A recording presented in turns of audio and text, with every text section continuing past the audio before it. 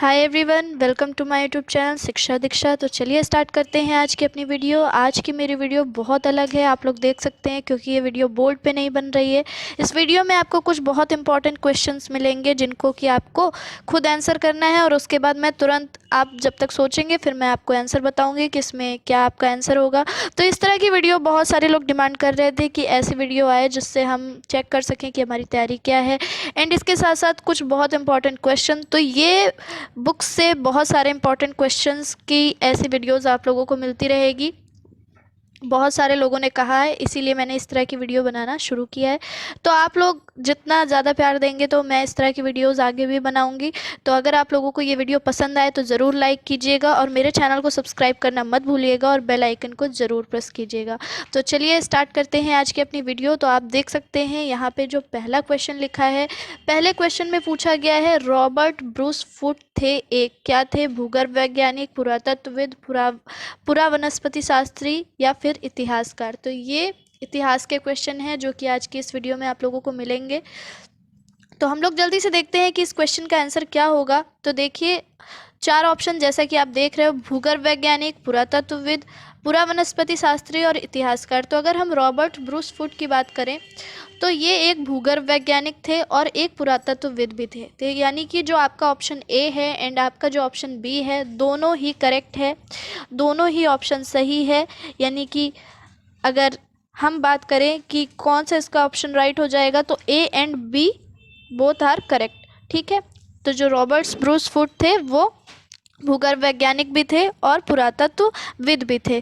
तो अगर हम बात करें रॉबर्ट ब्रूस फुट के बारे में, तो इन्होंने 1863 ईस्वी में भारत में पाषाणकालीन बस्तियों की अन्वेषण की शुरुआत की थी। अन्वेषण यानी कि एक तरीके से हम बोल सकते हैं खुदाई की थी। तो इस वजह से जो ये हमारा ऑप्शन होगा ये दोनों हो जाएगा। ठीक है, तो चलिए सेकंड क्वेश्चन पे आते हैं। सेकंड क्वेश्चन कह रहा है, कोपेनहेगन संग्रहालय की सामग्री से पाषाण, कांस्य और लौह युग का त्रियुगीय विभाजन किया था। किसने किया था?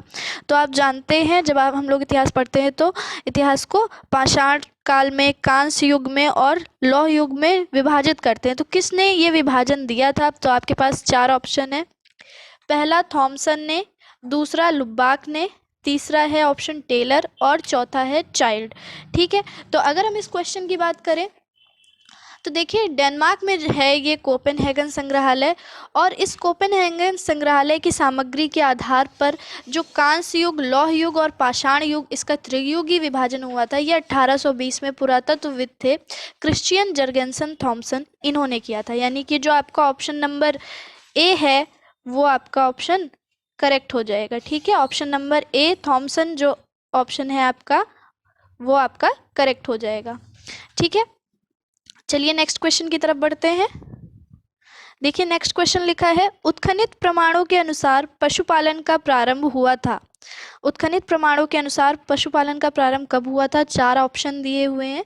निचले पूर्व पाषाण काल में, मध्य पूर्व पाषाण काल में, ऊपरी एवं पाषाण काल में, मध्य पाषाण काल में, और जो डी ऑप्शन है आपका वो है मध्य पाषाण काल में। ठीक है, तो अगर हम इसका आंसर देखें तो क्या हो जाएगा? देखिए, पूछ रहा है कि उत्खनित प्रमाणों के आधार पर पशुपालन का प्रारंभ, यानी पशुपालन का स्टार्टिंग कब हुई थी, कब से पशुपालन शुरू किया गया था।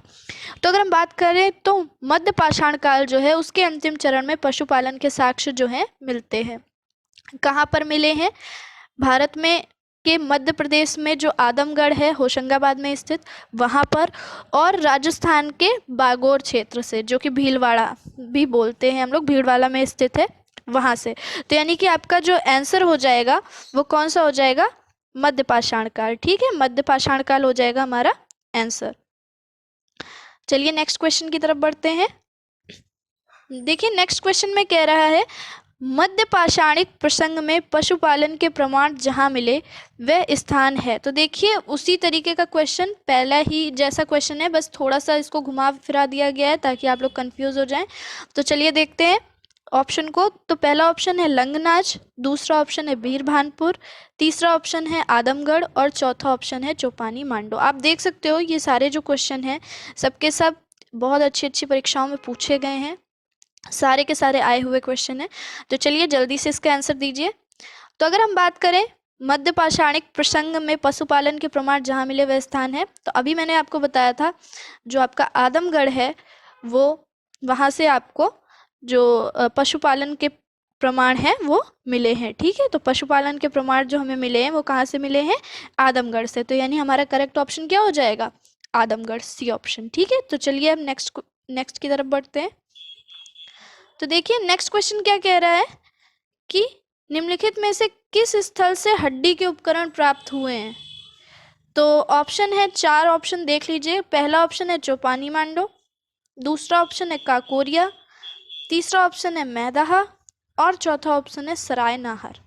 तो चलिए देख लेते हैं। हड्डी के उपकरण, देखिए हड्डी के उपकरण बोले गए हैं। तो अगर हम बात करें कि हड्डी के उपकरण कहाँ से प्राप्त हुए, तो देखिए जैसा कि आपके पास 4 ऑप्शन है, लेकिन अगर हम बात करें कि मैं आपको थोड़ा सा डिटेल बता देती हूँ इसकी। दरअसल में जब मध्य पाषाण कालीन जो क्षेत्र है मैदाहा, जो कि उत्तर प्रदेश के प्रतापगढ़ जिले में स्थित है, वहाँ जब खुदाई हुई तो वहाँ से बहुत अधिक मात्रा में हड्डी और सींग के निर्मित उपकरण प्राप्त हुए। और मैदान में 3 और क्षेत्रों का उल्लेख जी.आर. शर्मा द्वारा किया गया है। कौन कौन सा क्षेत्र है? एक तो है आपका झील क्षेत्र, दूसरा है बूचड़ खाना संकुल क्षेत्र और तीसरा है कब्रिस्तान। तो 3 क्षेत्रों में इस मैदाहा को जो है डिवाइड किया है जी.आर. शर्मा ने। एक तो आपका झील क्षेत्र, दूसरा बूचड़ खाना क्षेत्र जहाँ पे जो जानवर हैं उनको की काटा जाता था, और तीसरा जो है वो कब्रिस्तान जहाँ पे दफनाया जाता था। ठीक है, तो जो आपका ये हड्डी और सींग निर्मित उपकरण है ये बूचड़खाना क्षेत्र से मिले हैं। ठीक है, कौन से क्षेत्र से मिले हैं? बूचड़खाना क्षेत्र से मिले हैं। तो इसका जो आपका करेक्ट ऑप्शन हो जाएगा, ये ऑप्शन कौन सा हो जाएगा? मैदाहा से। ठीक है, मैदाहा से, सी ऑप्शन मैदाहा। चलिए अब नेक्स्ट क्वेश्चन की तरफ बढ़ते हैं। तो देखिए नेक्स्ट क्वेश्चन कह रहा है कि हड्डी से निर्मित आभूषण भारत में मध्य पाषाण काल के संदर्भ में प्राप्त हुए हैं। ठीक है, फिर से वही क्वेश्चन, बस थोड़ा सा घुमा देते हैं, ऑप्शन वगैरह बदल देते हैं उसी तरीके का। तो बिल्कुल आप जानते हैं इसका भी ऑप्शन वही हो जाएगा, मैदाहा, जो अभी हम लोगों ने पढ़ा था। ठीक है, तो हड्डी से निर्मित आभूषण भारत में मध्य पाषाण काल में मिले कहाँ से? मैदाहा से। ठीक है, चलिए नेक्स्ट क्वेश्चन की तरफ बढ़ते हैं। नेक्स्ट क्वेश्चन कह रहा है एक ही कब्र से 3 मानव कंकाल निकले हैं। तो एक ही कब्र से 3 मानव कंकाल निकले हैं कहाँ से? सराय नाहर से, दमदमा से, मैदाहा से या फिर लंगना से। तो देखिए अगर हम बात करें मध्य गंगा घाटी के प्रतापगढ़ जिले की, तो ये जो 3 क्षेत्र हैं आपके सराय नाहर, राय, मैदाहा और दमदमा, ये तीनों क्षेत्रों का उत्खनन जो है ये प्रतापगढ़ जिले से हुआ है। ठीक है, तो दमदमा में 5 वर्षों तक उत्खनन हुआ, जिसके फलस्वरूप पश्चिमी और मध्यवर्ती क्षेत्रों से कुल मिला के 41 मानव शवाधान यानी कि जब दफनाए जाते थे तो वो मिले। इसमें से जो 5 शवाधान मिले वो युग्म शवाधान मिले हैं, यानी कि जोड़े में मिले हैं, और एक शवाधान में 3 मानव कंकाल एक साथ दफनाए गए। ठीक है, तो यहाँ पे बाकी के जितने शवाधान थे वो सब सिंगल थे। एक शवाधान ऐसा मिला है जहाँ पे 3 मानव कंकालों को दफनाए, जो मानव कंकाल मिले हैं 3 लोगों को इकट्ठा दफनाया गया है, और 5 ऐसे शवाधान मिले हैं जहाँ पे कि 2 लोगों को दफनाया गया है साथ में। ठीक है, तो आप समझ गए कि जो यहाँ पे उत्खनन हुआ दमदमा में 5 साल तक, तो वहाँ से 41 ऐसे टोटल शवाधान मिले। आपसे संख्या भी पूछी जा सकती है कि अभी तक दमदमा से कितने ज्ञात शवाधान मिले हैं, तो 41 ऐसे शवाधान मिले हैं। ठीक है, तो ये जो सराय नाहर क्षेत्र, दमदमा और मैदाहा है, तीनों आपका कहाँ पे है? प्रतापगढ़ में स्थित है। ठीक है, तो यहाँ पे जो आपका करेक्ट ऑप्शन हो जाएगा वो कौन सा हो जाएगा? दमदमा। ठीक है, चलिए अब नेक्स्ट क्वेश्चन की तरफ बढ़ते हैं।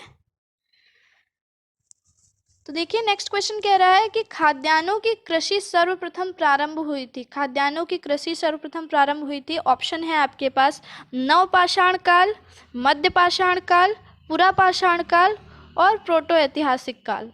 तो खाद्यान्नों की कृषि सर्वप्रथम प्रारंभ हुई थी आपके नवपाषाण काल में। ठीक है, इसी काल में मनुष्य ने कृषि करना शुरू किया था, यानी कि खेती करना शुरू किया था। ठीक है, तो हमारा करेक्ट जो ऑप्शन हो जाएगा वो कौन सा हो जाएगा? वो हो जाएगा नवपाषाण काल। ठीक है, चलिए अब नेक्स्ट की तरफ बढ़ते हैं। तो नेक्स्ट क्वेश्चन में कह रहा है भारत में मानव का सर्वप्रथम साक्ष्य कहाँ मिलता है। तो भारत में देखिए यहाँ पे आपको कुछ जगह दी गई है, नीलगिरी पहाड़ियाँ, शिवालिक पहाड़ियाँ, नल्लमाला पहाड़ियाँ और नर्मदा घाटी। ठीक है, तो अगर हम बात करें कि भारत में मानव का सर्वप्रथम साक्ष्य, भारत की पूछी गई है आपसे बात कि भारत में मानव का सर्वप्रथम साक्ष्य कहाँ मिलता है, तो जो आपका करेक्ट ऑप्शन हो जाएगा वो हो जाएगा नर्मदा घाटी। नर्मदा घाटी से भारत के मानव का सर्वप्रथम साक्ष्य मिलता है। ठीक है, चलिए नेक्स्ट क्वेश्चन की तरफ बढ़ते हैं।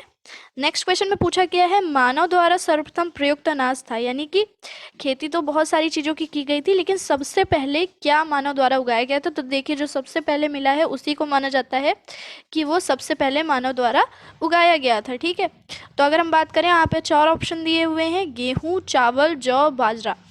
तो सबसे पहले मानव ने खेती की थी और उगाया था जौ को। ऐसा माना जाता है कि सबसे पहले जौ को उगाया गया था। ठीक है, अब चलिए इसके बारे में थोड़ी सी डिटेल और मैं बता देती हूँ, क्योंकि अभी इससे रिलेटेड कुछ और क्वेश्चन भी आपको मिलेंगे। तो देखिए 8 तरीके के अनाजों का उपयोग बोला जाता है कि मानव ने किया था, जैसे कि अभी भी किया जाता है, जौ, गेहूँ, चावल, मक्का, बाजरा, सोरगम, राई और जई। तो ऐसे 8 तरह के खाद्य अनाज बोले जाते हैं कि मानव द्वारा उगाए गए। ठीक है, जो कि बहुत सारे क्षेत्रों में जंगली घास के रूप में विद्यमान थे। लेकिन अगर माना जाए कि जौ की बात की जाती है तो जौ सबसे ज़्यादा पुराना माना जाता है, 8000 ईसा पूर्व के निकट का माना जाता है, और फिर इसी के आसपास लगभग गेहूं की खेती भी मानी जाती है। ठीक है, तो हम कह सकते हैं जौ जो है वो मानव द्वारा सर्वप्रथम प्रयुक्त अनाज था। ठीक है, चलिए अब नेक्स्ट क्वेश्चन की तरफ बढ़ते हैं। देखिए नेक्स्ट क्वेश्चन में पूछ रहा है भारतीय उपमहाद्वीप में कृषि के प्राचीनतम साक्ष्य प्राप्त हुए हैं। देखिए ये काफ़ी इंपॉर्टेंट क्वेश्चन है और काफ़ी कंफ्यूजिंग भी हो जाता है, क्योंकि लगभग इसमें जो 3 से 4 ऑप्शन दिए हुए हैं सभी में बहुत पुराने पुराने कृषि के प्राचीनतम साक्ष्य प्राप्त हुए, और लगातार आप जानते हैं कि उत्खनन होता रहा तो और भी कई नई चीज़ें सामने आई। तो इस वजह से इसका जो आंसर है वो काफ़ी कंफ्यूजिंग है, तो आपको अच्छे से समझना होगा। तो देखिए यहाँ पर ऑप्शन दिया गया है कोल्डी हवा, ठीक है, एक ऑप्शन है आपका लहुरा देव और एक ऑप्शन है मेहरगढ़ और फिर है टोकवा। तो अगर हम बात करें कि भारतीय उपमहाद्वीप में कृषि के प्राचीनतम साक्ष्य प्राप्त हुए हैं, तो जिस तरह के यहाँ पे ऑप्शन दिए हुए हैं कोल्डी हवा, लहुरा देव, मेहरगढ़, टोकवा, तो अगर ऑप्शन में लहुरा देव रहता है तो आपका जो करेक्ट ऑप्शन हो जाएगा वो लहुरा देव ही होगा, क्योंकि अभी सबसे नया जो उत्खनन हुआ है उसके अकॉर्डिंग कृषि का प्राचीनतम साक्ष्य लहुरा देव से ही प्राप्त हुए हैं। लेकिन अगर ऑप्शन में आपका लहुरा देव नहीं रहता है तो आपका कोल्डी हवा और मेहरगढ़, ये सारे भी आपके ऑप्शन हो सकते हैं। देखिए अगर हम लहुरा देव की बात करते हैं तो लहुरा देव जो है आपके उत्तर प्रदेश के संत कबीर नगर में स्थित है, और कोल्डी हवा जो है वो उत्तर प्रदेश के इलाहाबाद क्षेत्र में स्थित है, और मेहरगढ़ जो है वो तो आप जानते हैं कि पाकिस्तान में स्थित है। ठीक है, इन सभी से लगभग बहुत ही प्राचीनतम साक्ष्य प्राप्त हुए। लेकिन अगर अभी जो नए उत्खनन की हम बात करें तो नया उत्खनन के अकॉर्डिंग जो है लहुरा देव ही आपका ऑप्शन करेक्ट हो जाएगा। लेकिन अगर ये नहीं आता है तो आपका कोल्डी हवा और मेहरगढ़ भी हो जाएगा। चलिए नेक्स्ट हम देखते हैं। तो देखिए जैसा कि अभी मैं बता रही थी उसी तरीके का आपका नेक्स्ट क्वेश्चन भी पूछा गया है। भारतीय उपमहाद्वीप में कृषि के प्राचीनतम साक्ष्य प्राप्त हुए हैं। ऑप्शन है आपका ब्रह्मगिरी से, बुर्जहोम से, कोल्डी हवा से या फिर मेहरगढ़ से। तो देखिए यहाँ पे 4 ऑप्शन दिए हुए हैं आपके, लेकिन यहाँ ऑप्शन में लहुरा देव नहीं है, तो आपका ऑप्शन में 2 चीज़ें आई हैं जो मैंने अभी बताया था, कोल्डी हवा और मेहरगढ़। तो यहाँ अगर हम बात करें कोल्डी हवा और मेहरगढ़ दिया हो अगर, तो आपका सबसे पुराना प्राचीनतम साक्ष्य माना जाएगा मेहरगढ़ से। ठीक है, तो यहाँ पे हमारा करेक्ट ऑप्शन हो जाएगा मेहरगढ़, ठीक, क्योंकि यहाँ पे लहुरा देव नहीं दिया हुआ है।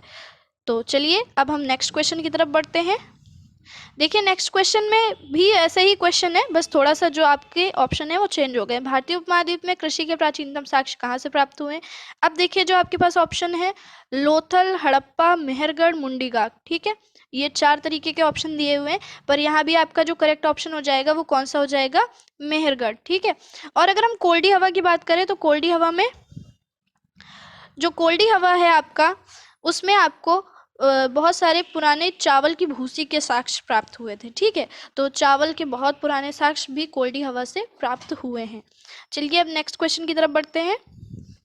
तो नेक्स्ट क्वेश्चन कह रहा है, नवपाषाण युग में भारतीय उपमहाद्वीप के उत्तर पश्चिमी क्षेत्र में निम्नलिखित में से किस स्थान पर कृषि के अभ्युदय के प्रारंभिक प्रमाण प्राप्त हुए हैं? तो देखिए आपके पास ऑप्शन है। Option number A Mundigak, option number B Mehrgarh, option number C Damb Sadaat, और फिर डी है बालाकोट, और यहाँ पे ई ऑप्शन भी आपका दिया हुआ है अमरी। ठीक है, तो देखिए यहाँ पूछा क्या गया है कि नवपाषाण युग में भारतीय उपमहाद्वीप के उत्तर पश्चिमी क्षेत्र में निम्नलिखित में से किस स्थान पर कृषि के अभ्युदय के प्रारंभिक प्रमाण प्राप्त हुए? तो जैसा कि आप देख सकते हैं यहाँ पे इतने सारे ऑप्शन दिए हुए थे, लेकिन अगर हम यहाँ पे थोड़ा सा यहाँ भी घुमा दिया गया है। ठीक है, आपसे सिर्फ ऑप्शन में आप देख सकते हो, क्योंकि अभी मैंने बताया था कि मेहरगढ़ से सबसे ज्यादा प्राचीन प्राप्त हुए थे अगर लौरादेव नहीं दिया हुआ है तो, और यहाँ पे आपको मेहरगढ़ दिया हुआ है। इसके अलावा बहुत सारी चीजें दी गई हैं और थोड़ा सा आपको कंफ्यूज करने के लिए इस तरह की लैंग्वेज लिख दी गई है। ठीक है, कृषि के अभ्युदय, अभ्युदय माने कि कब से शुरू हुआ था, कि प्रारंभिक प्रमाण प्राप्त हुए। तो आपका जो यहाँ पे करेक्ट ऑप्शन हो जाएगा वो कौन सा हो जाएगा? यहाँ भी मेहरगढ़ ही हो जाएगा। ठीक है, मेहरगढ़ आपका करेक्ट ऑप्शन हो जाएगा। चलिए अब नेक्स्ट क्वेश्चन की तरफ बढ़ते हैं। देखिए नेक्स्ट क्वेश्चन कह रहा है, उस स्थल का नाम बताइए जहां से प्राचीनतम स्थायी जीवन के प्रमाण मिले हैं। उस स्थान का नाम बताइए जहां से प्राचीनतम स्थायी जीवन के प्रमाण मिले हैं। तो आपका ऑप्शन है धौलावीरा, बी ऑप्शन है किले गुल मोहम्मद, सी ऑप्शन है कालीबंगा, और डी ऑप्शन है मेहरगढ़। तो अगर हम इसकी बात करें तो यहाँ भी जो आपका आंसर हो जाएगा वो मेहरगढ़ ही हो जाएगा। बलूचिस्तान के कच्छी मैदान स्थित मेहरगढ़ जिले से ही प्राचीनतम स्थायी जीवन के प्रमाण भी मिले हैं। अगर बाकी की बात की जाए, जो आपका किले गुल मोहम्मद और कालीबंगा है, इनसे भी मिले हैं, लेकिन इनसे इतने ज़्यादा पुराने स्थायी जीवन के प्रमाण नहीं मिले हैं। तो यहाँ पे आपका जो करेक्ट ऑप्शन है वो क्या हो जाएगा? मेहरगढ़। ठीक है, तो आप देख सकते हो मेहरगढ़ कितना इंपॉर्टेंट है, बहुत सारे क्वेश्चनों में लगातार आपका इसका आंसर बना हुआ है। चलिए अब नेक्स्ट क्वेश्चन की तरफ बढ़ते हैं। नेक्स्ट क्वेश्चन में पूछा गया है, निम्नलिखित में से किन स्थानों से मध्य पाषाण काल में पशुपालन के प्रमाण मिले हैं? पशुपालन के प्रमाण की बात करें तो देखिए आपके पास ऑप्शन है औदे, बी ऑप्शन है बोरी, सी ऑप्शन है बागोर, डी ऑप्शन है लखनिया। ठीक है, तो अगर हम यहाँ बात करें कि मध्य पाषाण काल में पशुपालन के प्रमाण, ठीक है, पशुपालन के प्रमाण कहाँ से मिले हैं? तो मध्य पाषाण काल की अगर हम बात करें तो मध्य पाषाण काल से ही आपका जो पशुपालन है वो स्टार्ट हो गया था, यानी कि साक्ष्य जो है वो मिल जाते हैं मध्य पाषाण काल से ही।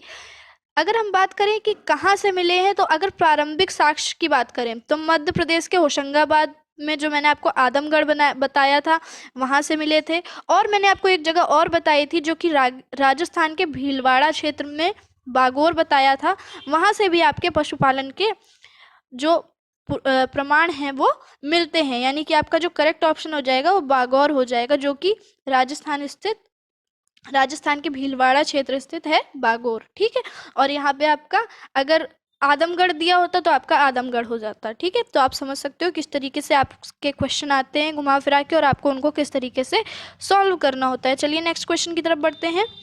नेक्स्ट क्वेश्चन में पूछा गया है कि आपको कुछ युग दिए गए हैं और पूछा गया है चालकुलिथिक युग कहा जाता है। निम्नलिखित में से किसको चालकुलिथिक युग कहा जाता है? क्वेश्चन है आपका, ऑप्शन है आपके पुरापाषाण युग, बी ऑप्शन है नवपाषाण युग, सी ऑप्शन है ताम्रपाषाण युग, और डी ऑप्शन है लौह युग।